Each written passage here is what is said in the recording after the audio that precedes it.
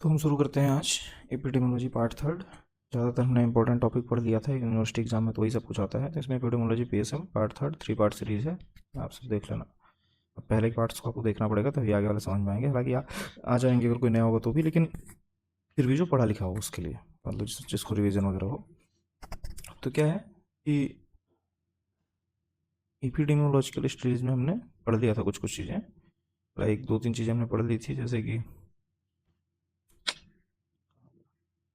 Part, हाँ, जैसे हमने पढ़ लिया था ऑब्जर्वेशन के टाइप, डिस्क्रिप्टिव देख लिया था हमने। डिस्क्रिप्टिव में 2 टाइप देखा, मतलब डिस्क्रिप्टिव देख ऑब्जर्वेशन में 2 type, descriptive time place person के अकॉर्डिंग देखा था। एनालिटिकल स्टडीज में हमने देख लिया था केस कंट्रोल और कोहॉर्ट स्टडी देख लिया था ये, ठीक है। अब हम चालू करेंगे क्या, एक्सपेरिमेंटल। आज के लेक्चर में एक्सपेरिमेंटल हम पढ़ेंगे। Random control, randomized control trial, field trial, community trial और क्लिनिकल ट्रायल पढ़ेंगे, ठीक है। अब देखते हैं एक्सपेरिमेंटल एपिडेमियोलॉजी क्या होता है। एक्सपेरिमेंटल एपिडेमियोलॉजी में हम इसको इसका एक और नाम दे सकते हैं। क्या नाम बोल सकते हैं इसको हम, ट्रायल। क्या बोल सकते हैं, ट्रायल। ट्रायल क्यों बोलते हैं कि जिस, और एक चीज़ और, try putting something to test, मतलब कि जैसे मान लो कोई मेडिसिन हो गई, कोई ऐसे कोई सर्जिकल इंस्ट्रूमेंट हो गया, सर्जरी वगैरह हो गई, या कोई ऐसी वैक्सीन हो गई, जैसे जो मान लो वैक्सीन हम बनाते हैं पहले कहीं ना कहीं प्रूव करते हैं ना, तुम सुनते हो चूहों पे करते हैं, ऐसा कुछ करते हैं, तो वो अलग चीज़ हो गई। लेकिन हमें ह्यूमंस पे भी करना पड़ेगा ना, और उनकी मर्जी से करना पड़ेगा। तो जो हम ह्यूमंस पे जो हम करते हैं उस इस चीज़, इसकी स्टडी, या इसको एक तरीके से बोला जाए तो हम प्रूव करने के लिए, फाइनल अपनी हाइपोथेसिस को फाइनलाइज करने के लिए, कंफर्म करने के लिए, तो उसके लिए हमें एक्सपेरिमेंट करने पड़ेंगे, इसलिए हम इसको एक्सपेरिमेंटल एपिडेमियोलॉजी बोलते हैं। तो इसको और क्या क्या हम बोलते हैं, ट्रायल बोलते हैं। ट्रायल मतलब putting something to it, to test, study of treatment, drug, surgical intervention, prevention measures. Vaccination तो प्रिवेंशन मेजर से पता ही सबको, प्रिवेंट के लिए होती है। Before starting any experimental study approval of ethics committee required. क्या होता है कि हमें इसकी अप्रूवल कौन देगा कि हमें टेस्ट कर सकते हैं, हम ह्यूमंस पे कर सकते हैं, ये चीज़ें कर सकते हैं। तो इसका जो हमको अप्रूवल देती है वो कौन देती है, एथिक्स कमेटी। कौन देती है, एथिक्स कमेटी देती है, ठीक है। आगे देखते हैं। इसमें हम क्या करेंगे कि हम मान के चलो कि हमारे पास 100% है। कितने परसेंट है, 100% है। जैसे देखो ये देखो, ये हमारे पास कितने परसेंट है, 100% है। मान के चलो इनमें से ये 100% सारे हैं किसके, ब्रेन कैंसर। ब्रेन कैंसर बोल लो या लंग कैंसर बोल लो, ब्रेन कैंसर मान लो 100% है। अब हम क्या करेंगे कि जैसे इन पे हमें इन पे ही अपनी मेडिसिन को प्रूव, जैसे मान लो हमारी कोई न्यू मेडिसिन बनी हुई आई है, क्या है, न्यू मेडिसिन बनी हुई आई है हमारे पास। ये न्यू मेडिसिन हमको क्या करना है, हमें टेस्ट करना है कि हमें ये कितना काम कर रही है, इसके क्या इफेक्ट हैं, क्या साइड इफेक्ट हैं। तो अब हम इन सबसे क्या करेंगे, अप्रूवल लेंगे। क्या लेंगे, अप्रूवल। विदाउट अप्रूवल हम कुछ भी नहीं करेंगे, उनके उनका हम कंसेंट लेंगे। जब उनके कंसेंट के बाद ही हम कोई भी मेडिसिन उनको दे सकते हैं।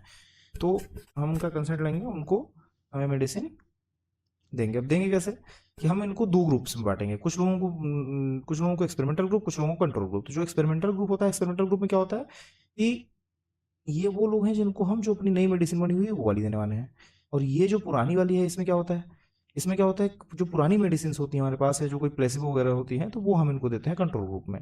तो अब देखो इसमें ऊपर देखो मैंने जो चार्ट बनाया था तो क्या करते हैं हम कि जो सैंपल है, ठीक है, सैंपल में हम इनकी मर्जी से, सब इनके कंसेंट से हम नई मेडिसिन इनको देंगे, और जो पुरानी है प्लेसिबो इनको देंगे। फिर उसमें हम चेक करेंगे कि इंप्रूव कितने हुए, कितने नॉट इंप्रूव हुए। फिर इसमें भी चेक करेंगे कितने इंप्रूव हुए, कितने नॉट इंप्रूव हुए, ठीक है। अब इसकी एक चीज़ और होती है, आगे देखते देखो। ये मैंने बताया है कि इतने पेशेंट हैं, मान के चलो ये सारे पेशेंट हैं ये। अब ये पेशेंट्स को क्या हुआ, कुछ को हम ये मेडिसिन देने वाले हैं, कुछ को हम ये मेडिसिन दें। अब रैंडम क्या होता है, इसका मतलब भी मैं तुम लोगों को बताऊंगा भाई, ठीक है। फिर हम उनको चेक करते हैं, फॉलो अप में हम देखते हैं कि उनको ओल्डर मेडिसिन के क्या इफेक्ट दिखे, क्या साइड इफेक्ट दिखे, क्या अभी तक कुछ तो इंप्रूवमेंट हुआ पेशेंट में या नहीं हुआ। तब फिर हम उससे रिजल्ट कंपेयर करते हैं, इसका और इसका। जब हमें बेटर रिजल्ट मिलते हैं इसके, वही फिर मेडिसिन हम अप्रूव मान लेते हैं, कंफर्म मान लेते हैं कि मेडिसिन हमारे नाम मान लो लंग्स कैंसर के लिए बनाना, तो लंग्स कैंसर के लिए सबसे अच्छी है, ब्रेन कैंसर के लिए। तो अब ये तुमको बताया था कि कौन डिसाइड करता है कि पेशेंट जो है तो किस ग्रुप में जाएगा, एक्सपेरिमेंटल ग्रुप या तो कंट्रोल ग्रुप। तो ये होता क्या है कि जो WHO है वो क्या बोलता है कि जब भी हम ये चीज़ करेंगे, हम एक सिस्टम रखेंगे। मतलब ऐसे क्या होगा कि जैसे मान के चलो मैं बोलूंगा कि ये मेडिसिन आई है, हमको इसको देना है, तो आप लोग इतना, तो उसमें क्या होगा कि कुछ लोग इनके पास पॉलिटिकल पावर है, पॉलिटिकल कनेक्शन है, ऐसा कुछ है, जिनके पास मनी है, पैसा है, ये सब चीज़ें अगर वो चाहेंगे, तो जो उनके जो पेशेंट है वो चाहेंगे कि मैं जो है अपने पेशेंट को, या अपने ही जो भी पेशेंट है उनके घर वाले या जो भी हैं, तो वो क्या करेंगे, वो चाहेंगे कि एक्सपेरिमेंटल ग्रुप में। क्यों करेंगे, क्योंकि पुरानी मेडिसिन तो कोई सबको ही पता है कि पुरानी मेडिसिन कोई इतना अच्छा इफेक्ट नहीं कर रही है, तभी ना नई मेडिसिन बनानी पड़ी, और भी तो कैंसर में आई नहीं है। तो मान के चलो कि अगर हमको उनको क्या करना है, नई मेडिसिन सारी हमको देना है उनको, तो अब नई मेडिसिन हमको देना एक्सपेरिमेंटल ग्रुप में रखा है हमने। अब सामने वाला आया, अब कुछ लोगों को जो है तो जैसे कंट्रोल ग्रुप में मान लो है, तो उनको बोलेगा नहीं है सबको ही कंट्रोल उसमें एक्सपेरिमेंटल रखो। तो सारे के सारे लोग तो यही चाहेंगे कि हम एक्सपेरिमेंटल ग्रुप में जाए। कंट्रोल ग्रुप में कोई रहना ही नहीं चाहेगा। क्यों चाहेगा? क्योंकि उसमें भाई पुरानी मेडिसिन देंगे या फिर ऐसा, तो उनको ये रहता है कि ऑलरेडी लाइफ इतने रिस्क में है, तो हमें एक्सपेरिमेंटल ग्रुप में जाना चाहिए। बट ऐसा होता नहीं है, क्योंकि इसमें फिर तो बायस्ड हो जाएंगे। बोला जाए तो बायस्ड का मतलब होता है कि एक तरफा हमारा बिहेवियर हो जाएगा कि हम ठीक है, हम ये ऐसा सोच के ही नहीं कर रहे हैं हम, जबकि हम तो इस मेडिसिन को प्रूव करने के लिए कर रहे हैं, एक्सपेरिमेंट करने के लिए कर रहे हैं। तो वो हमारा सब कुछ गलत हो जाएगा, और फिर ऐसे मेडिसिन का हमको पता ही नहीं चल पाएगा कि जो पुरानी मेडिसिन थी उसमें कुछ चेंजेस करे जाने पे बदलाव हो सकता था, या जो नई मेडिसिन है उसमें। तो ये थोड़ा सा हमको करने के लिए दो ग्रुप में बांटना ही है, WHO के अकॉर्डिंग ये बताया जाता है। ठीक है, तो इसमें क्या होता है कि अब ये समस्या आती है कि किसको दिया जाए किसको ना दिया जाए, और नेपोटिज्म वाली चीज़ें आ जाती हैं। जैसे बोला जाए तो या डॉक्टर की फैमिली है या कोई है, तो फिर वो तो उसको एक्सपेरिमेंट ग्रुप में रखेगा, जबकि ऐसा तो नहीं होना चाहिए। जिन जो गरीब है उनको भी तो समान मिलना चाहिए, सबको समान अधिकार है। तो इसका सॉल्यूशन यही होता है कि जैसे मान के चलो कि इसमें मैंने तुमको बताया कि रैंडमाइज्ड कंट्रोल ट्रायल बताया था। सबसे पहले क्या होता था? Randomized control trial.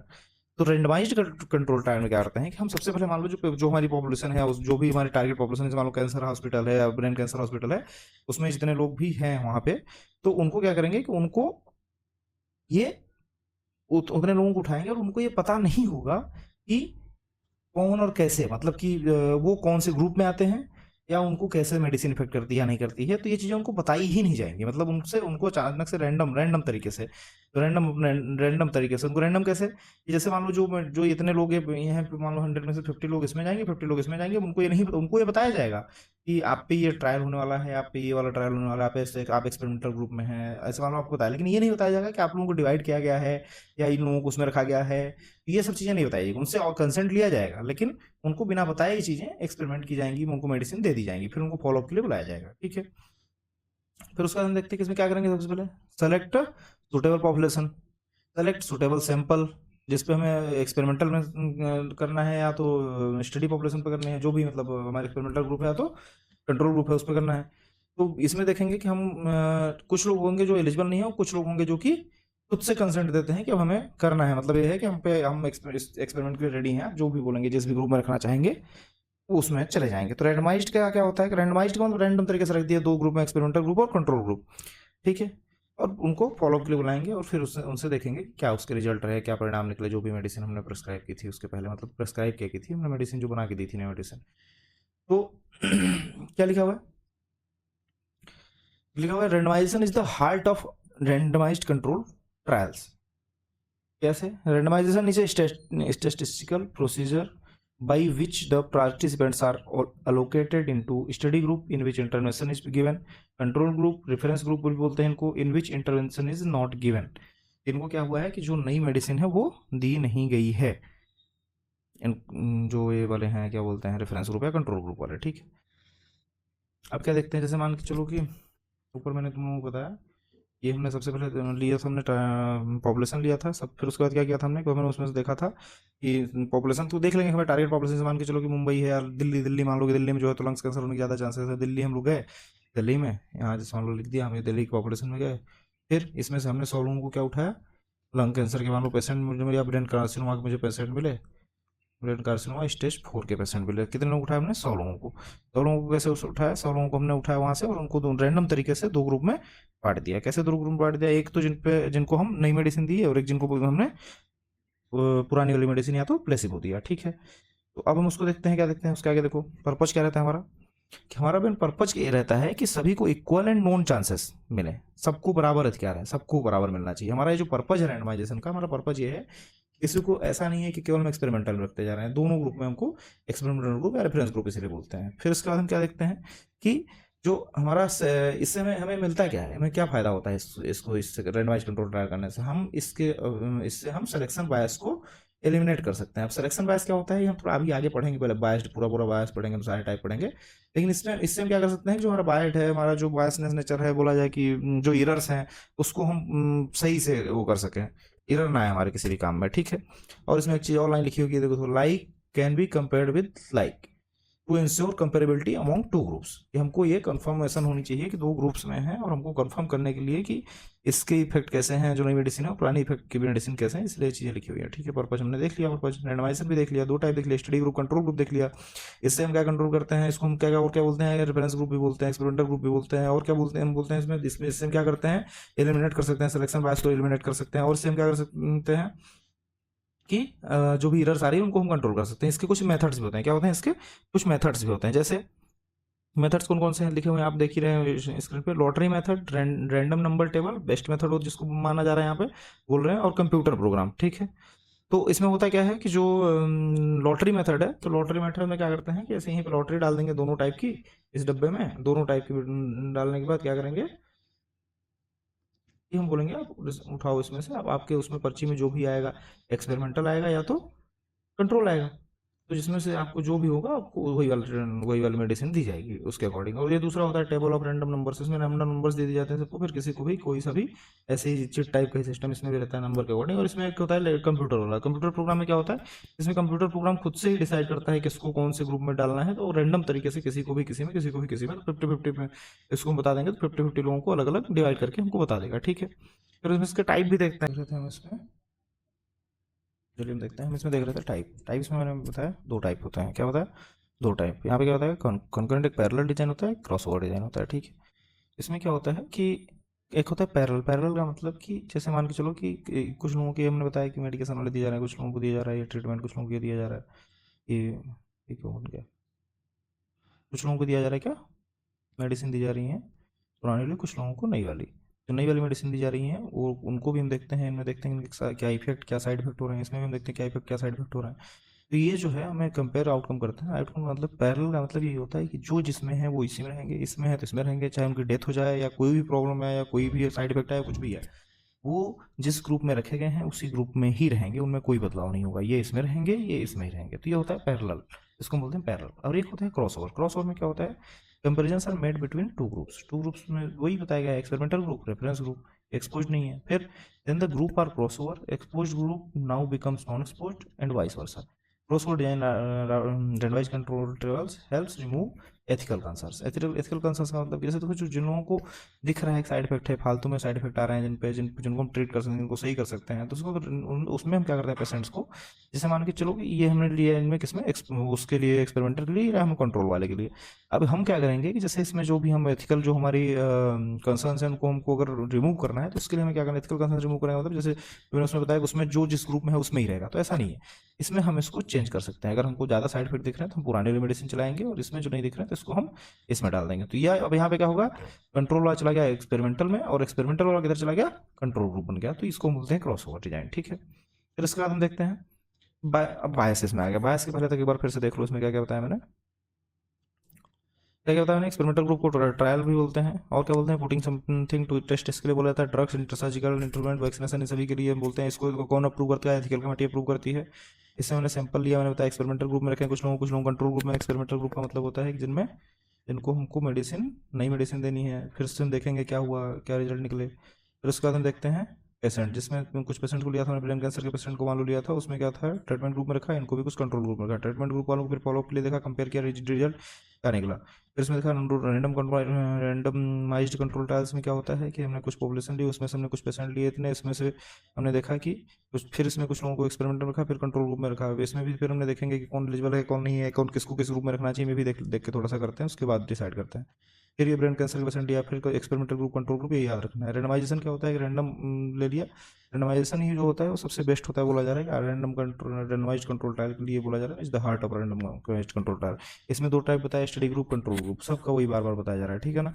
फिर पर्पज में क्या होता है, ये सब नोट्स मेरे ही बनाए हुए हैं, तो उसमें ऐसा नहीं है कि कहीं और से, हाँ ये है कि पढ़ाई की है मैंने, कहीं और से पढ़ा है, पार्क से पढ़ा है, विवेक जैन से पढ़ा है, और भी बुक्स है जिनकी हेल्प ली है मैंने, और कुछ मैरो, कुछ अर्पित पीसन, सभी का निचोड़ इसमें लिखा हुआ है। तो आप इसको पढ़ के हर सब कुछ समझ सकते हैं, इसलिए इसको बस पढ़ें, बाकी इधर उधर ना देखें कहीं भी। इसको पढ़ के कोई भी एग्जाम दें आप, यूनिवर्सिटी हो या कोई सा भी हो।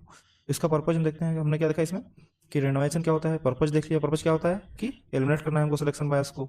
ठीक है, ताकि हमको ये ना हो कि इसमें इसी ग्रुप में रखना है, वो चीज़ बता दी थी। फिर मेथड ऑफ रेंडमाइजेशन में बताया था, लॉटरी मेथड बताया था, फिर रैंडम नंबर बेस्ट मेथड इसको बताया था, फिर कंप्यूटर मेथड बताया था। कंप्यूटर मेथड में प्रोग्राम वाला बताया था मैंने, खुद से ही करता है कंप्यूटर। और फिर इसके टाइप बताए थे, पैरेलल डिजाइन, क्रॉसओवर डिजाइन बताया था। पैरेलल डिजाइन और क्रॉसओवर का मतलब बता दिया मैंने। फिर बायस, बायस क्या होता है, मिस्टेकन बायस। बायस क्या होता है, बायस क्या होता है कि जैसे मैं बोल रहा हूँ कि बायस हमको ये बताता है कि क्या स्मोकिंग से लंग कैंसर होता है। अगर बोलूँ तो क्या स्मोकिंग की वजह से लंग कैंसर होता है, एक मैंने पढ़ा लिया था, मैं दोबारा वीडियो बना रहा हूँ। तो अगर मैं बोलूँ कि स्मोकिंग की वजह से लंग कैंसर होता है या नहीं होता है, यही तुमको पता करना है कि बायस कैसे है उसको पता है, हमें पता कर रहे हैं, मान लो कि स्टडी से निकालना है, हमको रिजल्ट निकालना है, और ऊपर हमने यही देखा ना कि स्टडी कर रहे हैं या किसी मेडिसिन की स्टडी कर रहे हैं, तो जैसे अगर हमको पता करना है कि क्या होता है या नहीं होता है, अगर कोई स्टडी करनी है टारगेटेड पॉपुलेशन पे, तो उसमें अगर मैं बोलूँ कि गलती होगी, मान लो उनको उनको मैंने जैसे उनको क्या लगा कि उनको ऐसा लगा, जैसे मान लो कोई है, अगर कोई फिक्स आइडिया वाला, कोई फिक्स विचारधारा वाला, तो उनको ये लगा कि जो चाय पीते हैं, चाय पीने वालों को कैंसर होता है, ठीक। लेकिन उन्होंने ये चीज ध्यान नहीं दिया कि वो लोग स्मोकिंग भी करते थे, क्या करते थे, स्मोकिंग। तो उन्होंने स्मोकिंग वाले फैक्टर्स पे ध्यान नहीं दिया। इसी को हम बोलते हैं क्या, बायस। मतलब स्टडी में जो एरर हुआ या जो गलती हुई, जो हमसे, उसको हम बोलते हैं बायसनेस, ठीक है। तो बायस होता क्यों है, बायस क्यों होता है, इसके लिए हमने चार टाइप बनाए, क्या क्या, सिलेक्शन बायस, इन्फॉर्मेशन बायस। सिलेक्शन बायस में क्या होता है कि हमने कुछ लोग गलत सेलेक्ट कर लिए, सिलेक्शन में ही गड़बड़ी कर दी, ठीक है। और जो इन्फॉर्मेशन बायस होता है, उसमें क्या होता है कि बोला जाता है इसके दो बड़े टाइप उसको बोलते हैं, इन्फॉर्मेशन बायस वाले, वोटिंग बायस, रिकॉर्ड बायस, इंटरव्यू बायस और हॉर्सन बायस में होता है, ठीक है ना। देखो जो मैंने बता रहा था क्या, सिलेक्शन, सिलेक्शन बायस में क्या होता है कि डाटा कलेक्ट करने में गलती नहीं होती है, गलती पार्टिसिपेंट सेलेक्ट करने में हो जाती है। कैसे कि जैसे मान लो हमने कुछ लोगों को कलेक्ट किया, मान लो तुम इंडिया, या फिर मान लो कि तुम इंडिया की एवरेज हाइट निकालना चाहते हो, जैसे मान के चलो, सिलेक्शन बायस का मतलब क्या होता है कि मान लो इंडिया की एवरेज हाइट तुमको निकालनी है, इंडिया की एवरेज हाइट निकालनी है तुमको। तो इंडिया की जो एवरेज हाइट निकालना चाहते हो, तो उसमें सिंपल, तो उसमें ये देखोगे ना कि सिंपल किससे लिया है, बास्केटबॉल बॉल प्लेयर से मान लो लिया है, एवरेज हाइट ज्यादा आएगी ही, ये तो पक्का है तुमको। क्यों आएगी, क्योंकि तुम जो है, तो पहले ही अगर तुमको एवरेज हाइट निकालनी थी, तो तुम बास्केट बॉल प्लेयर से लोगे, तो लंबे ही होंगे ना सारे के सारे, तो सारे लंबे लंबे रहेंगे, तो तुम्हारा जो रिजल्ट आएगा वो तो बिल्कुल गलत आ जाएगा।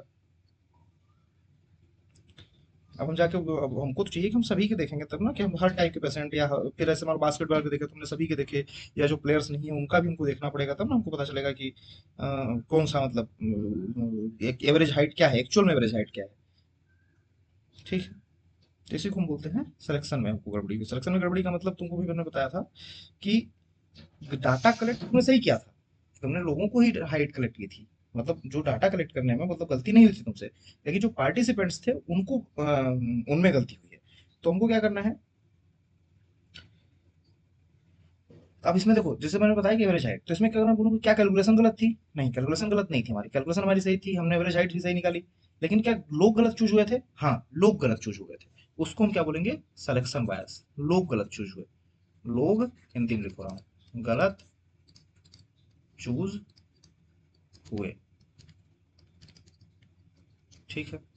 देखो अब इसके भी हमने बताया चार टाइप होते हैं, सर्विलेंस, नीमन, रेफरल और बर्कनसोनियन बायस, ठीक है। सर्विलेंस बायस में क्या होता है कि, ये देखो, सर्विलेंस या सिलेक्शन बायस, सर्विलेंस बायस, डिटेक्शन बायस, ठीक है।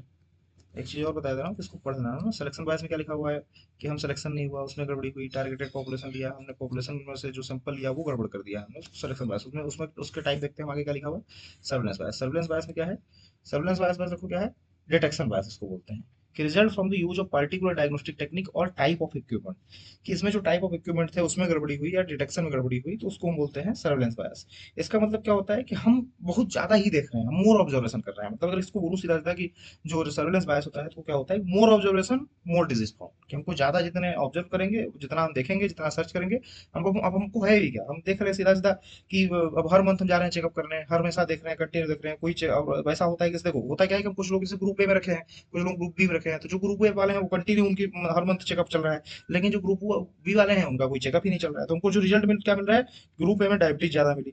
तो जरूरी नहीं डायबिटीज ज्यादा थी, पूरी दुनिया में डायबिटीज ज्यादा नहीं थी, हमने डायबिटीज वालों को ही सर्च किया, हमने डायबिटीज वालों को ही सबका सर्विलेंस किया, इसलिए हमको चेकअप ज्यादा, इसको बोलेंगे चेकअप ज्यादा हुआ सर, जो हमारी डायबिटीज थी वो ज्यादा नहीं थी, ठीक है ना, डिजीज ज्यादा डिटेक्ट हुई, ये सर्विलेंस बायस है, क्या है, सर्विलेंस बायस है। डिजीज अगर ज्यादा डिटेक्ट हुई मतलब सर्विलेंस बायस है। देखो इसमें क्या लिखा हुआ है, दो चीजें ध्यान दो, इसमें दो चीजें लिखी हुई हैं, कैसे दो चीजें लिखी हुई है, नीमन बायस को देखो, क्या बोलते हैं हम, इंसिडेंस प्रीवलेंस बायस भी बोलते हैं, क्या बोलते हैं, इंसिडेंस प्रीवलेंस बायस भी बोलते हैं।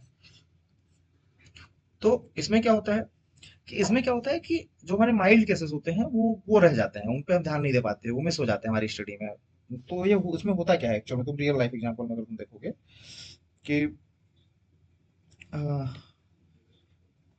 हार्ट अटैक पर मान लो स्टडी करते हैं, ठीक है। हमने रिसर्च मान के चलो कि हार्ट अटैक पर हम स्टडी करना चालू किए, रिसर्च जो हुई कितने साल बाद हुई, 5 साल बाद हुई मान लो, सीवियर पेशेंट मर गए, सिर्फ सर्वाइवर बचे जो सर्वाइवर थे। अब डिजीज, अब हमको क्या लगेगा कि डिजीज तो बहुत मतलब ज्यादा डेंजरस तो नहीं होगी डिजीज, क्योंकि जो 5 साल बाद हमने स्टडी की थी ना हमको, अगर तो हम ऐसा किए नहीं थे तुरंत, तो हमको क्या हुआ कि जो सीवियर पेशेंट थे वो तो निपट गए, लेकिन जो सर्वाइवर बचे वो बच गए, सर्वाइवर जो थे। अब डिजीज कम डेंजरस लग सकती है हम लोगों को। यही इसी इसी चीज को क्या बोलते हैं, नेमन बायस। इसको हम समझेंगे कैसे कि नेमन का मतलब होता है कि नॉट डेड पीपल, या सर्वाइवर्स बोलो, कि ओनली सर्वाइवर्स इंक्लूडेड किए जाते हैं इसमें, जो बचे हुए हैं उनको हम देखते हैं। तो हाई वाले तो निपट गए, बच्चे वाले बचे रह गए, माइल्ड वाले भी मिस कर देते हैं इसमें बीच में। तो इसमें केवल सर्वाइवल इंक्लूडेड होते हैं, इसलिए क्या बोलते हैं इसको, नेमन, नेमन सर्वाइवल बायस। क्या बोलते हैं इसमें, क्या इंक्लूडेड होता है इसमें, केवल ओनली सर्वाइवल से इंक्लूडेड।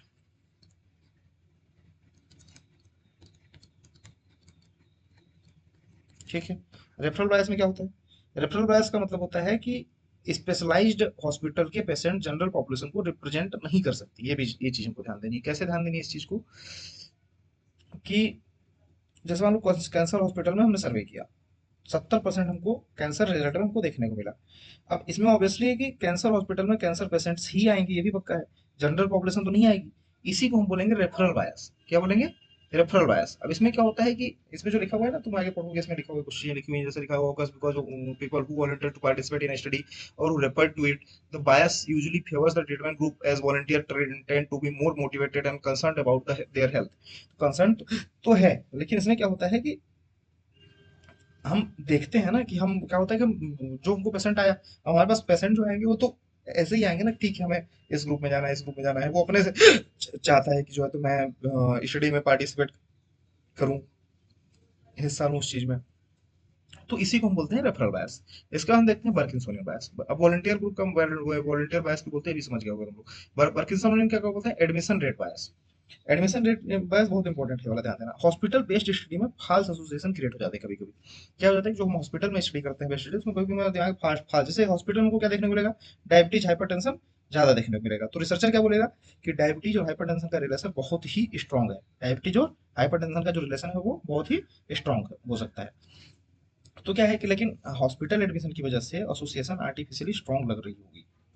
इसी को हम बोलते हैं पार्किंसonian बायस। कैसे, कि result from greater probability of hospital admission for people with two or more diseases than for people with one diseases. समझ गया ना इसका मतलब, बिल्कुल समझ गया होगा।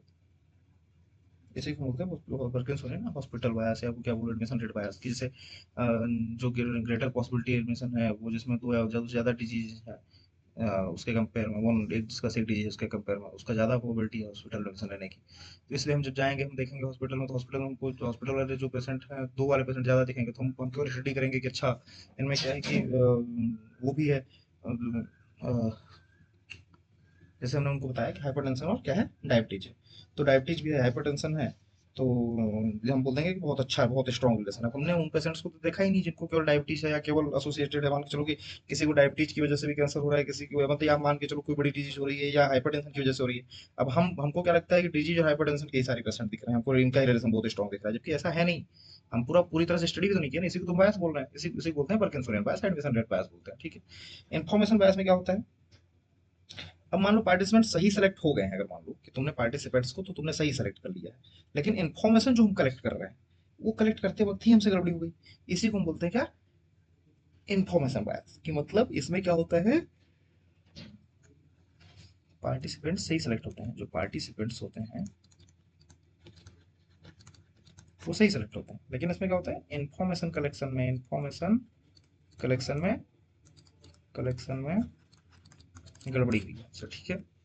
अब इसमें क्या देखेंगे हम, देखो इसमें 4 टाइप देखेंगे, रिपोर्टिंग बायस, रिकॉल बायस, इंटरव्यूअर बायस, हाथन बायस। रिपोर्टिंग बायस पहले देख लेते हैं, फिर आगे बढ़ेंगे ना।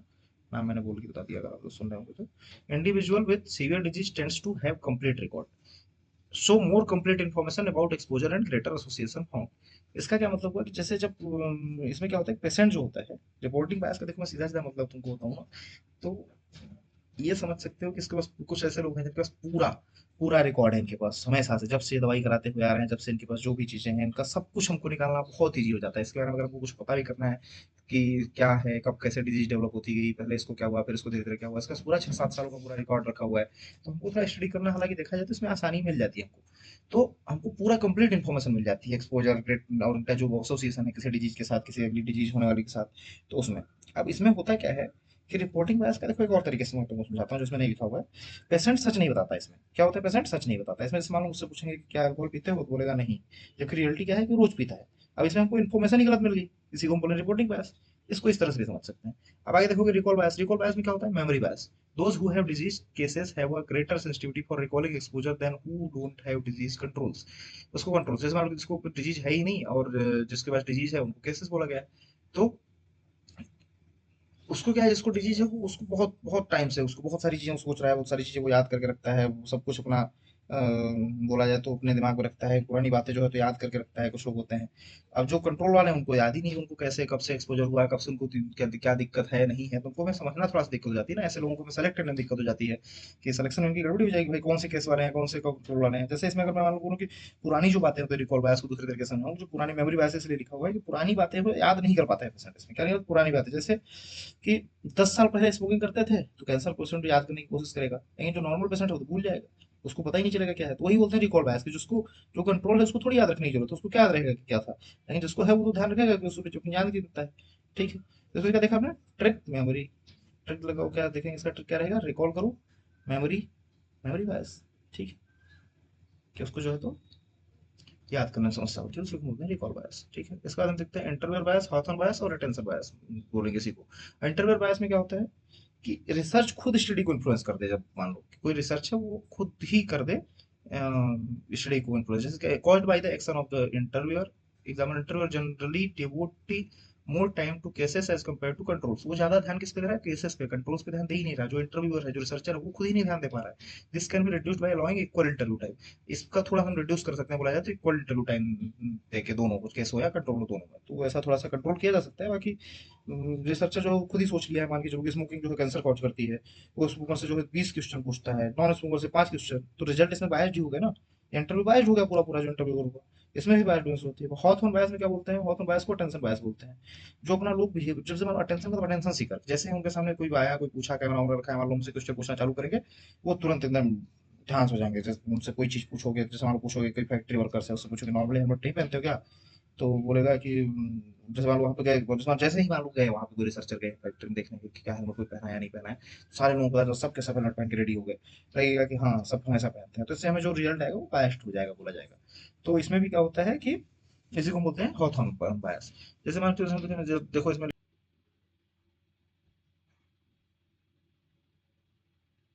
हम क्या देख रहे थे, हॉथॉर्न बायस। उसके एग्जांपल देख रहे थे, 50 स्मोकर्स लिए, दो ग्रुप में 50 स्मोकर, 50 नॉन स्मोकर लिए, 10 साल तक उनकी स्टडी किए। और उसमें से हमने देखा कि कुछ लोग तो ऐसे भी नहीं मिले जो कि छोड़ चुके थे तब तक स्मोकिंग, बाकी 45 लोग कर भी रहे थे। तो हमारा जो स्टडी का जो रिजल्ट है वो भी हो सकता है कि थोड़ा चेंज हो जाए, या बोला जाए कि हमको ये हर चीज़ हमको अगर एग्जैक्ट पता हो तभी हम स्टडी कर पाएंगे। तो इसी में जैसे बताया गया है कि हम जो है बायस, इस टाइप का बायस किस में देखने को मिलता है, प्रोस्पेक्टिव स्टडी में देखने को मिलता है, जिसमें जो सब्जेक्ट है उसको हम ऑब्जर्व कर सकते हैं, जो जिसको हम फ्यूचर में से देखते हैं, आगे जाके देखते हैं, 10 साल तक करते हैं। जो रिट्रोस्पेक्टिव है, जो बोला जाए केस कंट्रोल में था, तो वो हम उसमें ऑब्जर्वेबल इस टाइप के हमको बायस को, ये बायस हमको देखने को नहीं मिलता है। अब हम बोलें कि एलिमिनेट कैसे करेंगे बायस को, दो टाइप से बताएं, एक ब्लाइंडिंग और एक रेंडमाइजेशन। तो ये बाइंडिंग यहाँ पे गलत लिखा हुआ है, ब्लाइंडिंग होना चाहिए, मेरे से टाइपिंग में गलती हुई होगी। क्या होता है ब्लाइंडिंग, ब्लाइंडिंग में क्या होता है कि हम जो हमारा जो रिजल्ट है उसको हम इन्फ्लुएंस ना होने पाए बायस की वजह से, इसलिए हम इस चीज़ को यूज़ करते हैं ब्लाइंडिंग को। ब्लाइंडिंग का मतलब ये नहीं होता है कि हम उसमें आँख पे पट्टी बांध देंगे, तो बस मैंने ऐसे डायग्राम लगाया वैसे पट्टी नहीं बांधते हैं हम, उनको बताते ही नहीं हम कुछ कैसे। देखो, blinding is a basic tool to prevent conclusion conscious as well subconscious bias in the study, conscious और subconscious study है। to blind person involved in the study, subject, investigator, observer। हम सब्जेक्ट को कर सकते हैं, इन्वेस्टिगेटर को कर सकते हैं, ऑब्जर्व जो कर रहा है उसको कर सकते हैं। To prevent them from knowing certain information about the study, कि हम जो है तो किसी भी टाइप की स्टडी को थोड़ा सा उनको बताएं, जो मान के चलो जो सब्जेक्ट है जिस पे स्टडी हो रही है उसको भी नहीं बताना, जो इन्वेस्टिगेटर गया है उसको भी नहीं बताना, और जो ऑब्जर्व कर रहा है उसको भी नहीं बताना, उसी को हम बोल रहे हैं ब्लाइंडिंग। जैसे ब्लाइंडिंग का मतलब जैसे मान के चलो कि सिंगल सिंगल ब्लाइंडिंग, पहले टाइप क्या होता है सिंगल। सिंगल ब्लाइंडिंग में क्या होता है कि जिसपे हम स्टडी करने वाले हैं, वो ऊपर बताया मैंने, जिसपे हम स्टडी करने वाले हैं कि कंट्रोल या तो क्या बताया था ना, एक्सपेरिमेंट। तो एक्सपेरिमेंट या कंट्रोल वाले को मैंने बताया था, तो एक्सपेरिमेंट या कंट्रोल वाले में से इनको पता ही नहीं कौन से किस ग्रुप में रखेंगे, इसको हम बोलेंगे सिंगल ब्लाइंडिंग। इसमें कौन होता है वो सब्जेक्ट बायस होता है। ठीक है, अब डबल ब्लाइंडिंग में क्या होता है, किसको इसको नहीं पता होता है। एक तो जो इन्वेस्टिगेटर गया है उसको भी नहीं पता है कि कौन इसमें से एक्सपेरिमेंटल ग्रुप वाले हैं, कौन किस मेडिसिन जो दी गई है दोनों को सेम कलर है, मान के चलो ये दोनों को सेम कलर की मेडिसिन दे दी गई है, उनको बता दिया कि ये वाली मेडिसिन आपको इसको इनको देनी है, वाली मेडिसिन इनको देनी है, तो जो जो देने गया है उसको भी नहीं पता इन्वेस्टिगेटर को भी। इसमें हम देखेंगे क्या मिनिमाइज करके, सब्जेक्ट बायस और इन्वेस्टिगेटर बायस होते हैं, ठीक है। इनको इसको रोकने के लिए हम ये वाला यूज करते हैं डबल ब्लाइंडिंग। ट्रिपल ब्लाइंडिंग क्या होता है कि जो जैसे सब्जेक्ट हो गया देख लिए, इन्वेस्टिगेटर हो गया उसको भी देख लिए, अब इसका जो एनालाइजर होगा वो जो ऊपर बैठा है इनके ऊपर, वो क्या देखेगा कि इसके जो रिजल्ट मिले इस मेडिसिन की, इस मेडिसिन की रिजल्ट मिले, इस मेडिसिन की रिजल्ट मिले, बस उसको यही बताना है, उसको भी नहीं पता है कि आगे वाले की जो मेडिसिन दी गई थी कौन सी दी गई थी। फिर बाद में देखते हैं कि किसको कौन सी मेडिसिन दी गई थी, एक्चुअल सिम्टम को जो ट्रू सिम्टम है वो हमको मिल जाते हैं इसके हिसाब से। देखो इसमें क्या लिखा हुआ है, पेशेंट, पता है पेशेंट को, unaware of the test being conducted, ठीक है, इसको भी नहीं पता।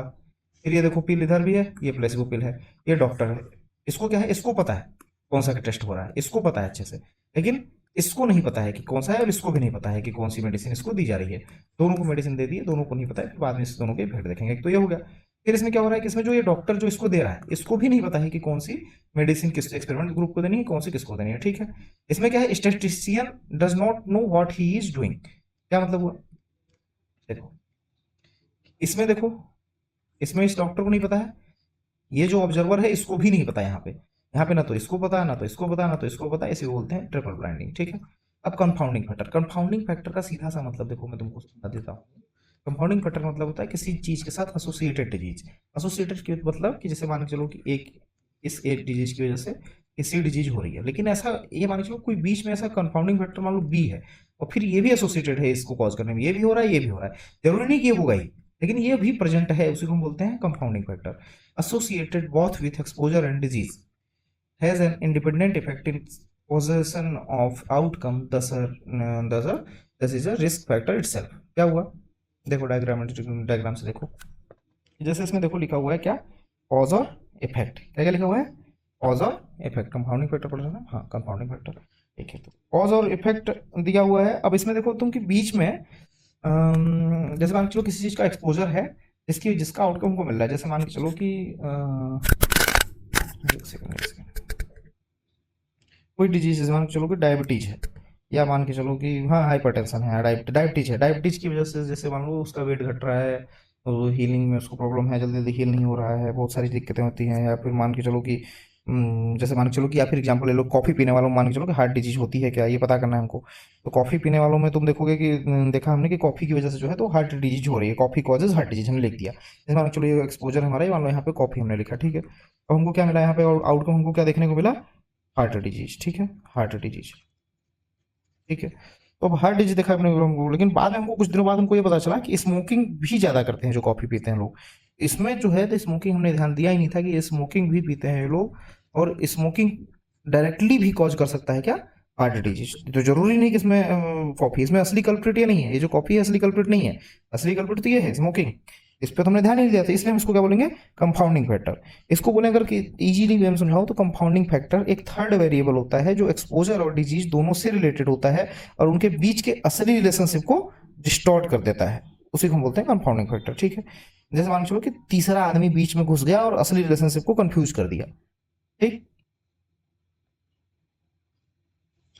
ये तुमको बता ही दिया ना कंपाउंडिंग फैक्टर, ठीक है ना, कंपाउंडिंग फैक्टर डायरेक्ट यही होता है, डिस्टॉर्टेड। अब आगे इधर कंपाउंड mixing of effect लिखा हुआ है, these are considered a mixing of effect when a factor x causes a disease y and relationship could be confounded by a factor c that is associated with both factor x and y disease y। इधर देखो नीचे आगे example दिखा हुआ, c would be an alternative explanation for the relationships observed between x and y, example c is acts as compounding factor. Compounding factor देखो hypothesis हमने बोला सी है, कंपाउंडिंग फैक्टर एक्स की वजह से वाई हो रहा है, कॉस की वजह से इफेक्ट हो रहा है, बीच में भी एसोसिएटेड है, ठीक है। एग्जांपल देखो यहाँ पे, एग्जांपल देखो एज का दिया हुआ है, एग्जांपल क्या दिया हुआ है, एज का दिया हुआ है, कैसे, फिजिकल एक्टिविटी इनएक्टिविटी है, बहुत कम फिजिकल इनएक्टिविटी है, इसकी वजह से हार्ट डिजीज हो सकती है, ये ज्यादा चांस हमको मतलब लग रहा है ऐसा कि इसकी वजह से होता है, बैठे रहते दिन भर तो, लेकिन हमने उसकी एज को ध्यान नहीं दिया, उसमें एज भी तो है ना, जो कि एज बढ़ रही है उसमें भी तो होती है, इसमें ज्यादा चांस है ना, ओल्डर पीपल को ज्यादा होने के हार्ट डिजीज के चांसेस है। Exposure meaning that older people are more likely to be inactive. अब ये तो एज इसकी बढ़ी हुई तो ये ज्यादा चांस है ना कि इनएक्टिव भी होगा, because older people are the greater risk of developing heart disease. Outcome हमको ये मिला, तो ये डायरेक्ट भी कॉज कर सकता है हार्ट डिजीज, इसलिए हमको इसको रखा हुआ एग्जाम्पल है ना। देखो इसमें भी लिखा हुआ है दूसरा, कंजम्पशन ऑफ एल्कोहल, एक्सपोजर है मान के चलो, हम माने कि अल्कोहल की वजह से हमको इसोफेजियल कैंसर देखने को मिला, लेकिन हमने देखा कि स्मोकिंग भी उसकी बहुत ज्यादा थी, तो स्मोकिंग डायरेक्टली भी तो कॉज कर सकता है, इंडिपेंडेंट रिस्क फैक्टर भी तो है इसोफेजियल कैंसर का। देखो अब हमारे ये सारे हमको खत्म हुए, हमारे बायस वाली चीजें सारी खत्म हुई, हम इसमें देखना है क्या क्या मेथड हमने पढ़ा। एक तो रेंडमाइज्ड मेथड, रेंडमाइजेशन पढ़ा, मोस्ट आइडियल मेथड जिसको हम मानते हैं, क्या पढ़ा, रेंडमाइजेशन। दूसरा क्या पढ़ा, रेस्ट्रिक्शन। तीसरा क्या पढ़ा, मैचिंग। चौथा स्ट्रेटिफिकेशन। पांचवा स्टैटिस्टिकल मॉडलिंग। अब इसमें देखो मैं क्या क्या मेथड्स हम देखते हैं, रेंडमाइजेशन देखते हैं, आरसीटी हमने बता दिया ऊपर। रेस्ट्रिक्शन क्या होता है, रेस्ट्रिक्शन में क्या होता है कि हम देखते हैं कि जैसे मान के चलो कि रेंडमाइजेशन तो बेस्ट मेथड होता है, उसमें 50 एक्सपेरिमेंटल 50 कंट्रोल ग्रुप में रख के हम देख लेते हैं उसको, एज सेक्स स्मोकिंग अल्कोहल जैसे कंपाउंडिंग दोनों ग्रुप में लगभग इक्वल डिस्ट्रीब्यूट हो जाते हैं, ये चीज रहता है उसमें आरसीटी में। अब इसमें क्या होता है, रेस्ट्रिक्शन में क्या होता है, तो उसमें एक चीज और भी बताई थी मैंने एग्जांपल के लिए कि लॉटरी वाला सिस्टम, कंप्यूटर जनरेटेड वाला, रैंडम वाला बताया था, टेबल वाला बताया था। रेस्ट्रिक्शन में क्या होता है, सिर्फ एक टाइप के लोगों को स्टडी में लेना है। जैसे कहाँ गया पेन, हाँ इसमें क्या होता है, रेस्ट्रिक्शन में कि हम केवल एक टाइप के स्टडी वाले लोगों को लेते हैं। जैसे जेंडर मान लो कंफ्यूजिंग फैक्टर रिमूव करना है हमको, तो हम क्या करेंगे कि स्टडी में केवल मेल मेल को लेंगे, केवल मेल है इसमें भी, मेल मेल 50 मेल इस चीज के, 50 मेल इस चीज के। फीमेल को मान लो किसी चीज में कंपाउंडिंग फैक्टर बना रहे तो उसको हम रखेंगे ही, उसे बोलते हैं रेस्ट्रिक्शन। और मैचिंग क्या होती है, mostly used in cases control studies. Case और कंट्रोल स्टडी देखते हैं कैसे होता है कि हम केस और कंट्रोल को मैचिंग का क्या मतलब होता है कि कैरेक्टरिस्टिक देना केस और कंट्रोल को सेम कैरेक्टरिस्टिक। जैसे कि मान चलो कि एग्जांपल केस में मेल है 50 इयर्स का है, स्मोकर है, कंट्रोल में भी हम ऐसे ही लिखेंगे मेल है 50 इयर्स है, स्मोकर है। तो अब एज और स्मोकिंग का इफेक्ट दोनों में सेम हो गया। क्या हो गया, दोनों में एज और स्मोकिंग का इफेक्ट दोनों में सेम हो गया। अब टाइप्स देखेंगे इसमें, देखो देखो टाइप्स कहाँ देखोगे तुम, पहले ये देख लो, ये वाला चार्ट देखो। 60 ईयर्स इसमें देखो नॉन स्मोकर लिया, 61 ईयर इसमें भी नॉन स्मोकर, इसमें भी 57 स्मोकर, इसमें भी 57 स्मोकर, इसमें भी 58, इसमें 58, इसमें भी 72, इसमें भी 72। तो हमको जो डिस्टर्बेंस, जो हमको कंपाउंडिंग फैक्टर मिलता था वो हमारे मिलने के बहुत कम चांस हो गए ना। तो इसमें क्या होता है, एक केस कंट्रोल स्टडी में कॉमनली यूज होता है ये वाला, ये मैचिंग, ठीक है। अब इसमें देखो ब्लाइंडिंग में क्या रिमूव कर सकते हैं हम, बायस रिमूव कर सकते हैं केवल, ठीक है। Single blinding, double blinding, triple blinding बताइए। मैचिंग में करते हैं नॉन कंपाउंडिंग, कंपाउंडिंग फैक्टर जो नॉन है उनको हम रिमूव कर सकते हैं। जैसे कि मैंने बताया तुमको भी एग्जांपल दिया ऊपर, होता है कि मान लो फीमेल है, फीमेल को हटा दिया हमने, फीमेल रखा ही नहीं हमने कुछ ग्रुप में, फीमेल कंपाउंडिंग फैक्टर हट गया हमारा। और फिर क्या होता है मैंने मैचिंग। मैचिंग में क्या क्या हम देखते हैं, टाइप क्या कहता है, caliper matching, frequency matching, category matching, individual matching, pair matching. क्या क्या देखा, हर टाइप की मैचिंग देख ली इसमें तो, ठीक है ना। इंडिविजुअल मैचिंग वगैरह क्या होती है, हर केस के लिए एक मैचिंग कंट्रोल। फ्रीक्वेंसी मैचिंग होती है ओवरऑल ग्रुप्स को सिमिलर बनाना है, केस कंट्रोल स्टडी में इसको देते हैं ध्यान रखना, ठीक है ना। अब देखते हैं इसमें क्या है, रैंडमाइजेशन। रैंडमाइजेशन में क्या क्या देखा, सिलेक्शन बायस, क्या क्या, सिलेक्शन बायस, नॉन कंपाउंडिंग, अनोन कंपाउंडिंग। किसको किसको रिमूव कर सकता है रेंडमाइजेशन, सिलेक्शन बायस को भी, नॉन कंपाउंडिंग को भी, अनोन कंपाउंडिंग को भी, तीन चीजों को रिमूव कर सकता है, ठीक है। ठीक ठीक ठीक ठीक ठीक। इसके क्या होता है, random number table, computer software, currency, notes, lottery method, ये सारी सारी चीजें हम लगा सकते हैं इसको, सब बस हम देखते हैं ना रैंडमाइजेशन में।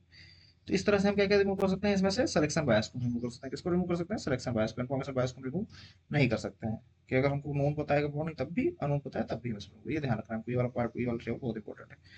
अब देखो इसमें देखते हैं एसोसिएशन और कॉजेशन। क्या देखते हैं, एसोसिएशन और कॉजेशन। एसोसिएशन क्या होता है, देखो एसोसिएशन और कॉजेशन क्या होता है, सबको सबको ये वर्ड से ही समझ में आ रहा है सब कुछ कि एक्चुअल में क्या होता होगा एसोसिएशन और कॉजेशन। एसोसिएशन में भी defined as the concurrence of two variables. Association may be defined as the concurrence of two variables more often than would be expected by chance.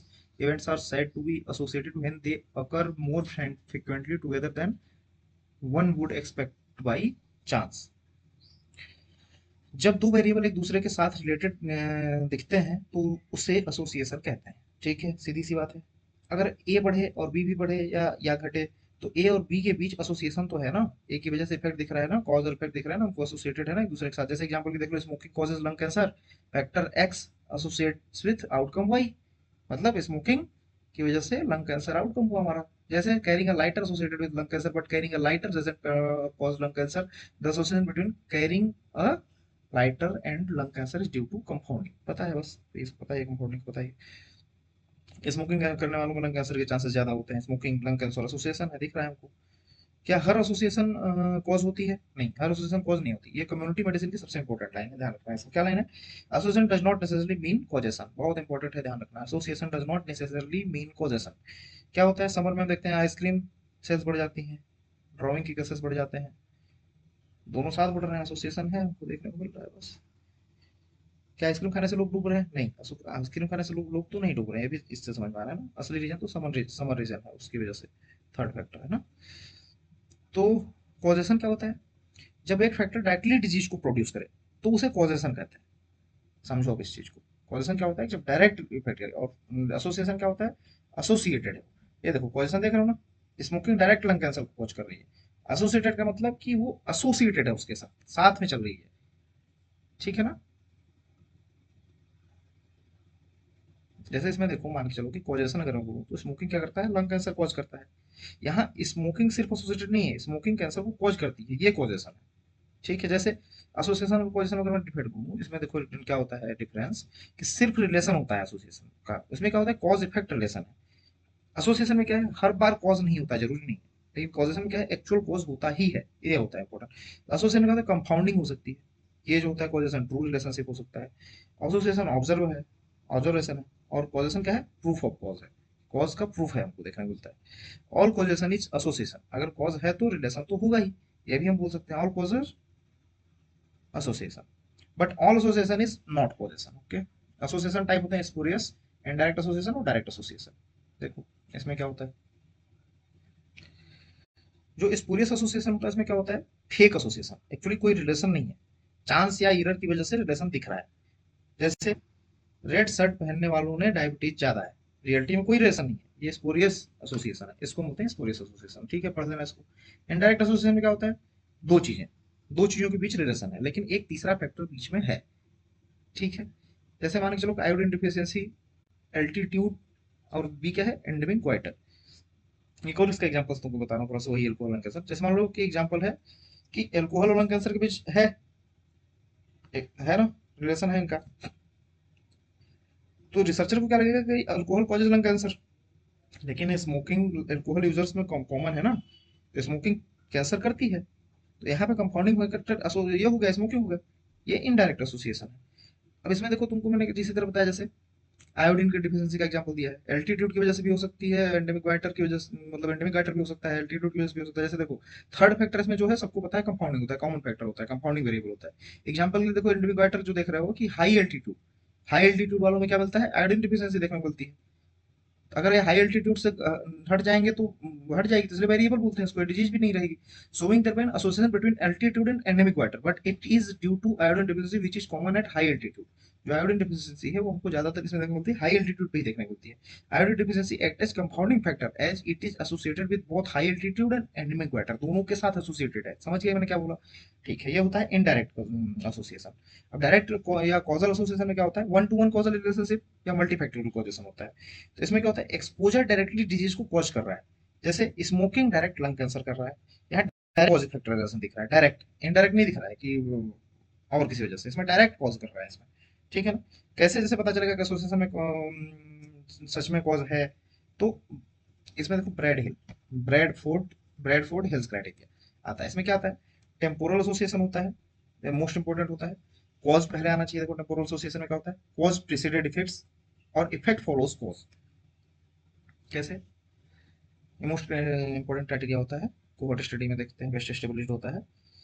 Cause पहले आना चाहिए, डिजीज बाद में। एग्जांपल, स्मोकिंग पहले, cancer बाद में। कॉजेशन पॉसिबल, कैंसर पहले और स्मोकिंग बाद में। ठीक है?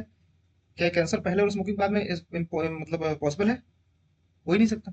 स्मोकिंग पहले होगी फिर कैंसर होगा ना। ठीक है? Temporal association. दूसरा क्या होता है? Strength of association. इसमें क्या होता है? जितना स्ट्रॉन्ग रिलेशन उतनी कॉजेशन की पॉसिबिलिटी होती है। अब इसमें हमने पहले ही बताया था, रिलेटिव रिस्क कोहॉर्ट स्टडी में रोड रेशियो बताया था मैंने, रिलेटिव रेशियो ओड रेशियो मैंने बताया था, कितना स्ट्रॉन्ग एसोसिएशन है। इस चीज को बताने के लिए वहां पे मैंने शब्द बोला था एसोसिएशन वाला, वही चीज लिखी हुई है यहाँ पे, रिलेटिव रेशियो और ओड्स रेशियो। ठीक है? हैवी स्मोकर्स में कैंसर रिस्क बहुत ज्यादा होता है। सीधी चीज है, इससे हमको स्ट्रेंथ ऑफ एसोसिएशन पता चलती है कि अगर स्मोकर ज्यादा है, जितनी ज्यादा स्ट्रेंथ रहेगी उसकी उतनी ज्यादा वो रहेगी। कंसिस्टेंसी ऑफ एसोसिएशन में क्या होता है? हाँ, कंसिडर करते हैं हर स्टडी में सेम रिजल्ट मिलना चाहिए। जैसे इंडिया में हो, यूएसए में हो, यूके में हो, सब जगह एक जैसी होनी चाहिए कंसिस्टेंसी। अब देखो सारे इंपॉर्टेंट नहीं है, जो जो इंपॉर्टेंट है वो मैं बोले दे रहा हूँ। और कंसिस्टेंसी, बायोलॉजिकल पॉसिबिलिटी देख लो। बायोलॉजिकल पॉसिबिलिटी क्या होता है? साइंटिफिक एक्सप्लेनेशन वो होना चाहिए इसमें। स्मोकिंग में कार्सिनोजेंस होते हैं, ये लंग्स को डैमेज कर सकते हैं, ये हो गया हमारा क्या? Biological possibility. ठीक है? डोज रिस्पॉन्स रिलेशनशिप क्या होता है? डोज रिस्पॉन्स रिलेशनशिप देख लो। Higher dose of exposure leads to higher resistance और मोर सीवियर इफेक्ट, हमको ज्यादा सीवियरिटी दे। जैसे मान के 10 cigarette per day lower risk, 40 cigarette per day higher risk. ठीक है? और एक आध चीज देख लो, रिवर्सिबिलिटी जान लो क्या लिखा हुआ है। रिवर्सिबिलिटी क्या लिखा हुआ है, कॉज हटाओ तो डिजीज का रिस्क कम होना चाहिए, स्मोकिंग छोड़ो कैंसर रिस्क कम हो। स्पेसिफिसिटी क्या होता है, एक एक्सपोजर एक पर्टिकुलर डिजीज की से स्ट्रॉन्ग लिंक हो, वो होता है। कोहेरेंस क्या होता है, कोहेरेंस देखो ऊपर था यहाँ पे, कोहेरेंस में क्या होता है, रिजल्ट एग्जिस्टिंग साइंटिफिक नॉलेज के अगेंस्ट नहीं होना चाहिए, ये चीज का ध्यान रखना है आपको, ठीक है ना। हो गया, अब खत्म हो गया हमारा ये चीज का। और कुछ बचा क्या, नहीं, सब खत्म, हमारा एपिडेमोलॉजी पूरा तरह से खत्म है। अब एक वीडियो बनाएंगे हम जिसमें पूरा रिवाइज करवा देंगे एपिडेमोलॉजी, एक साथ पूरा निपटा देंगे, ठीक है ना। इसमें क्या क्या देखा, इसमें टाइप ऑफ देख लेना, याद कर लेना, जैसे देखना होगा, नहीं तो रिवीजन क्लास जब होगी तो उसमें पूरा निपटवा दूंगा ना। इसमें देख लो, indirect spurious association, indirect association और डायरेक्ट एसोसिएशन, क्राइटेरिया होता है टेम्पोरल एसोसिएशन, ठीक है ना। ब्रेडफोर्ड ये इंपॉर्टेंट है, ये का इसमें देखो चार तो इंपॉर्टेंट है ही तुम्हारे, temporal, strength of association, consistency of association, coherence of association देखना हो, बायोलॉजिकल पॉसिबिलिटी भी देख लो, ये भी देख लो, डोज रिस्पॉन्स रिलेशनशिप भी देख लो, और बताई दिया रिवर्सिबिलिटी भी देख लो, सब इंपॉर्टेंट है हालांकि, लेकिन यूनिवर्सिटी में इतना दिक्कत नहीं होती, सब हो जाएगा तुम लोगों का, ठीक है। चलो खत्म, कंप्लीट।